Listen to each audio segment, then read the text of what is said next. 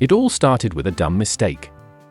I stopped at the gas station on the corner of Main Street and Elm to fill up my car before heading to my part-time job. It was one of those chaotic mornings. I'd overslept, skipped breakfast, and spilled coffee on my shirt. In my rush, I must have left my wallet on the counter after paying. I didn't realize it was missing until I got to work. My boss wasn't thrilled when I asked to leave early to look for it, but she let me go. I retraced my steps back to the gas station, hoping against hope it was still there. When I asked the cashier, a bored-looking teenager, if anyone had turned in a wallet, he just shrugged. "Sorry, man. Didn't see anything." I felt the knot of panic tighten in my stomach. Losing my wallet was bad enough, but the thought of someone else having my ID, credit cards, and even my old library card made it worse. Frustrated, I decided to check the trash cans and bushes around the station, just in case someone had taken the cash and ditched the rest. That's when I saw the car. It was a beat-up grey sedan parked awkwardly along the side of the gas station, as if someone had pulled over in a hurry. What caught my attention wasn't the car itself, but the man sitting inside. He was older, maybe in his late 50s, with a scruffy beard and a baseball cap pulled low over his face. He was staring straight ahead, unmoving, like he was waiting for something, or someone. I probably wouldn't have thought twice about it if he hadn't driven off the moment our eyes met. I didn't have time to dwell on the weird encounter. My wallet was gone, and after checking everywhere, I resigned myself to the fact that it was probably lost forever the next day, though things got strange. I got a call from a number I didn't recognize. When I answered, a man's voice said, "Is this Ryan?" Yeah. "Who's this?" "I found your wallet." Relief flooded through me. "Oh, thank you. Where can I meet you to pick it up?" There was a pause before he replied, "Actually, I left it for you. Check the park bench by the old water fountain downtown." The call ended before I could ask any questions. Sure enough, when I got to the fountain, there was my wallet, sitting on the bench. All the cards were intact, but the cash was gone. I didn't care, I was just happy to have my stuff back, but something about the situation didn't sit right with me. Why hadn't the guy just given it to me in person? And why did he sound so nervous on the phone? The following week, I was back at the gas station, grabbing a snack before work. As I walked toward the counter, I spotted the same beat-up grey sedan parked outside. My heart raced as I recognized the scruffy guy from before, sitting in the driver's seat. This time, I decided to confront him. I knocked on his window. He jumped, looking startled, but rolled it down reluctantly.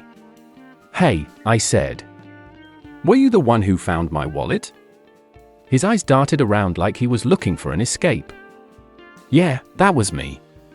Thanks for returning it, but why all the secrecy? And why'd you take the cash?" He hesitated, then muttered, "I needed gas money." Something about his tone made me think there was more to the story.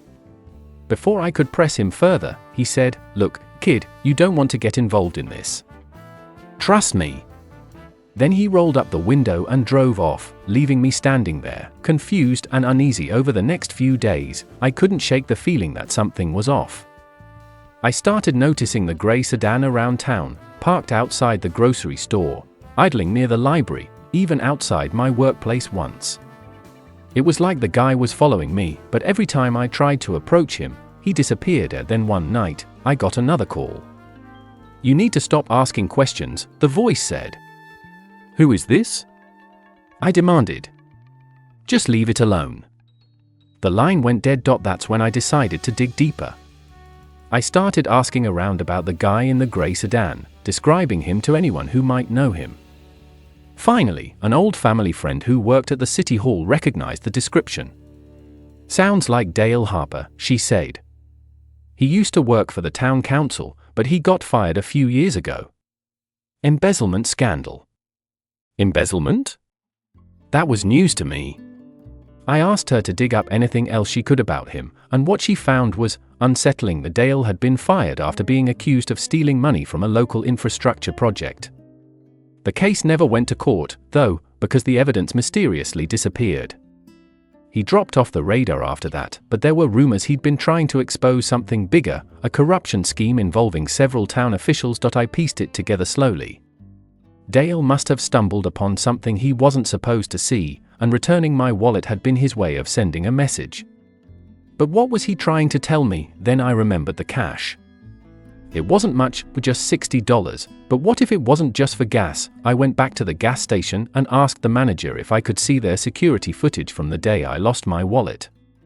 At first, he refused, but after some pleading, and a promise to buy gas exclusively from their station for a month, he relented as the footage showed Dale picking up my wallet and slipping something inside before putting it back down. When I opened my wallet again, I checked every pocket, every crease, every hidden compartment. In the smallest slot, I found a tiny folded note. If you're reading this, they're watching. Elm Street, Storage Unit 42. What I found in that storage unit blew the whole thing wide open. Boxes of documents, photos, and recordings detailed years of corruption in our town, bribes, rigged contracts, and threats to silence whistleblowers. Dale had been trying to expose it all, but no one would listen. And now, for some reason, he'd chosen me to carry the torch. I turned everything over to a journalist from a nearby city, someone I knew wouldn't be intimidated by the local power players.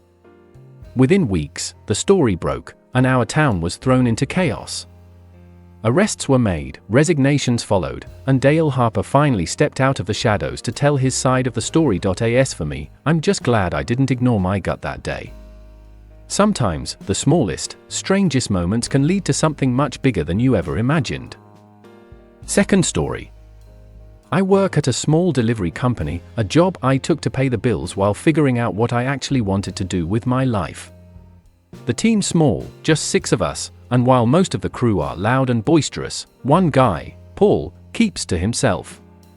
He's in his late 30s, always polite, but reserved.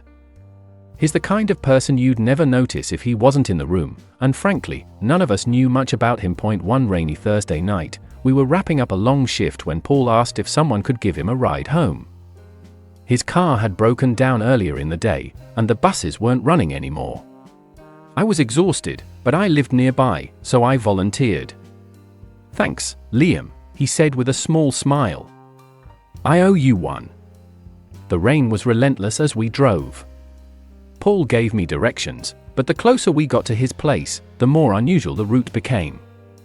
Instead of heading into one of the typical residential areas, we were going deeper into an industrial zone. "Do you live out here?" I asked, glancing at the warehouses and empty lots. "Sort of," he said, avoiding eye contact. "It's temporary."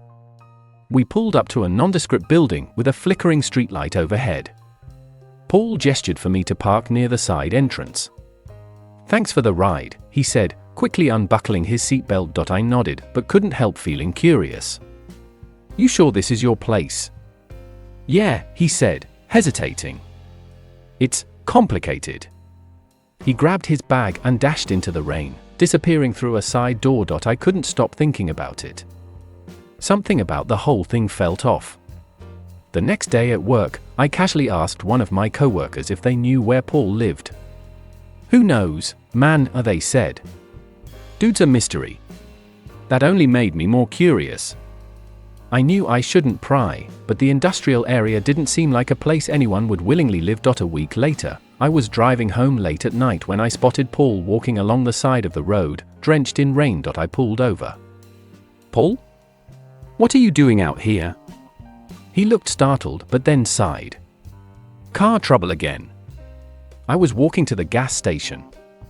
I offered him a ride, and after a few moments of silence, I couldn't hold back anymore. "Paul, I don't mean to pry, but are you okay? You don't seem like you're living in a normal place." He sighed deeply, staring out the window. "I've been meaning to tell someone, but I didn't know how." "What's going on?" I asked, my voice soft. "That place you dropped me off at, it's not my home. It's where I work. And sometimes, it's where I sleep." Paul finally opened up. A few months ago, he'd been evicted after losing his savings to a bad investment. Unable to afford rent, he started staying at the warehouse where he worked nights as a security guard. It wasn't ideal, but it was better than sleeping in his car. "I've been trying to save up for a new place," he said. "But it's harder than I thought." Hearing his story, I felt a pang of guilt for ever thinking poorly of him. Paul wasn't some mysterious loner, he was just someone struggling to get by. I started checking in on him more often, offering rides or sharing food. Little by little, I learned more about his life. He'd once been a graphic designer but lost his job when his company downsized. He'd moved to our town for a fresh start but hadn't expected things to go so wrong. One day, I asked him why he hadn't told anyone about his situation.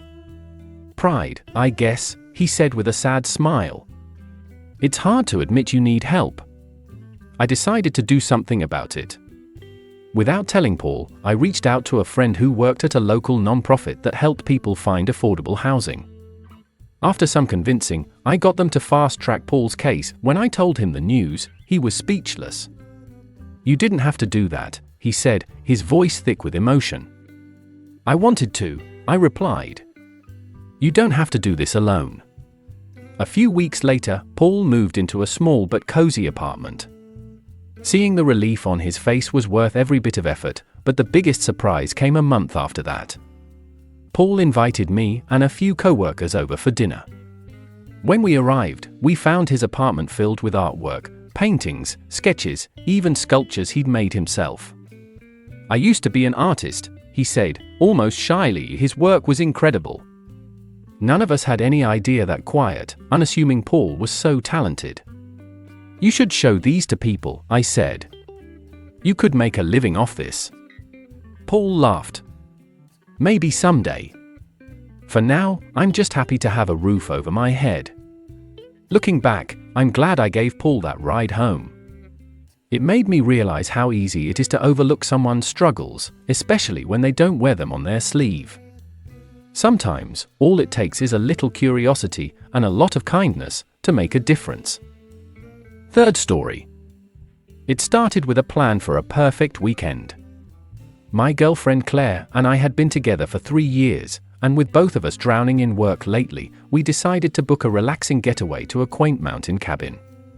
The goal was to disconnect from everything, emails, deadlines, the city noise, and just enjoy each other's company. I was in charge of the booking. Unlike the meticulous planner I am, or thought I was, I found what looked like the perfect spot, a cozy cabin nestled in a remote valley, surrounded by tall pines and overlooking a serene lake. The trouble began the moment we arrived. The drive had been longer than expected, thanks to my brilliant idea of taking the scenic route, which turned out to be a winding maze of potholes and questionable detours. Claire, who had graciously held back from commenting during the increasingly bumpy ride, was noticeably quiet when we finally pulled into the gravel driveway. I got out of the car, stretching and grinning at the view. "See? Totally worth it." She stepped out and looked around, her eyebrows knitting together. "Liam, this doesn't look like the pictures." She was right. The cabin was more of a shed. The paint was peeling, the roof sagged ominously, and one of the windows was patched with duct tape. "A rustic charm?" I offered weakly. Claire crossed her arms. "Are you sure this is the right place?" "Of course," I said, pulling out my phone to check the confirmation email. That's when I realized my first mistake. The cabin I'd booked was 3 hours away, in an entirely different town. I expected Claire to lose it, but to her credit, she just let out a long sigh and said, "Well, we're here now. Let's make the most of it." I tried to salvage the situation. I found the key under a flower pot, and we stepped inside. The interior was, somehow, worse than the exterior. The furniture looked like it had been scavenged from a landfill, the air smelled faintly of mildew, and the promised lake view was obscured by a wall of overgrown bushes. "I'm so sorry," I said, genuinely feeling awful. Claire gave me a small smile. "It's okay. Let's just figure this out." We decided to stay for the night, mostly because neither of us wanted to endure another long drive in the dark. After unpacking the bare essentials, we ventured out to find some dinner, hoping the local diner a few miles down the road would be the silver lining of this disaster. That's when we met Mark. Mark was the diner's cook, server, and apparently its only employee that evening. He was also the kind of guy who'd strike up a conversation with anyone, whether they wanted to talk or not. "You're from out of town?" he asked, setting down 2 plates of burgers and fries. "Yeah," Claire said, her tone polite but guarded. Let me guess, Mark said, grinning. You booked the wrong cabin, didn't you? Claire and I exchanged surprised looks. Don't worry, he said, laughing. Happens all the time. That old place you're at? Used to belong to my uncle. He'd rent it out cheap to folks who didn't mind a fixer-upper. That's one way to put it, I said, thinking about the duct-taped window. What started as small talk turned into a long conversation. Mark told us about growing up in the area, how his uncle's cabin had once been a family retreat but fell into disrepair after his passing. He spoke with such warmth about the simpler times he'd spent there as a kid, even though the cabin itself was far from luxurious. You know, Mark said, leaning on the counter, life ain't about where you are, it's about who you're with. Some of my best memories were made in that rundown place, just sitting around a fire with people I cared about. Claire smiled. That's a nice way to look at it. When we returned to the cabin that night, something shifted. Instead of focusing on the broken furniture or the damp smell, Claire and I lit a fire in the old stone fireplace and sat together, talking late into the night. We reminisced about our early days of dating, shared silly childhood stories, and laughed until our sides hurt. For the first time in weeks, I felt truly present, like all the noise and stress of daily life had melted away. The next morning, we woke up to sunlight streaming through the cracked window and birds chirping outside. Claire made coffee with the ancient percolator we found in the kitchen, and we sat on the creaky porch, watching the overgrown bushes sway in the breeze. We ended up staying the whole weekend. It wasn't the trip we'd planned, but in some ways, it was better. Without Wi-Fi or cell service, we had no choice but to unplug and focus on each other. When we left on Sunday, we stopped by the diner to thank Mark. He handed us a piece of paper with his number on it. In case you'll ever want to come back, he said with a wink. That weekend taught me a lesson I hadn't realized I needed. It's so easy to get caught up in the idea of perfection, planning the perfect trip, having the perfect job, living the perfect life. But perfection is overrated. What really matters are the moments of connection, the people who make you laugh, and the memories you create, even when things don't go as planned. If it weren't for that booking mistake, I might never have learned that. And honestly, I wouldn't trade that weekend for anything.